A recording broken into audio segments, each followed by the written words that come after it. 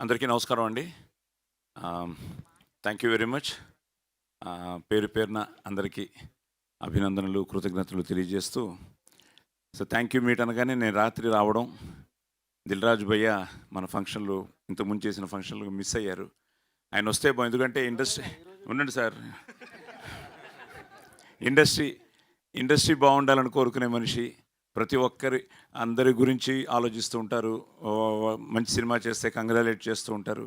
నాతో police story నుంచి ఆయనతో నా ట్రావెల్ ఉంది.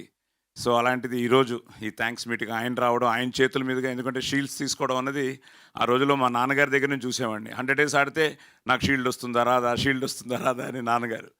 ఆ తర్వాత పోలీస్ స్టోరీ ఫంక్షన్కి ఎంత ఆనందపడ్డారంటే, బాబు నువ్వు హీరోగా షీల్డ్ తీసుకున్నావురా అని. ఆ రోజు దాసనారాయణరావు గారు వీళ్ళందరూ పెద్దవాళ్ళందరూ వచ్చి ఆశీర్వదించి నాకు పోలీస్ స్టోరీకి ఇవ్వడం జరిగింది. ఈరోజు మన యూనిట్ అందరికీ మొమెంటోస్ ఇవ్వడానికి దిల్రాజు గారు రావడం నిజంగా, ఇప్పుడు ఆయన చెప్పినట్టు నిజంగానే ఇంతకుముందు ఫోన్ చేయలేదు, కానీ ఈరోజు ఫోన్ చేశాను. ఫోన్ చేయగానే ఉంటారో లేదో, ఎంత బిజీయో నాకు తెలుసు. బాంబే వెళ్తున్నాను అన్నారు. టెన్షన్ స్టార్ట్ అయింది. ఎప్పుడు సార్ అన్నాను. సాయంత్రం అన్నారు. లక్కీగా మన వాళ్ళు 3 గంటలకే అన్నారు.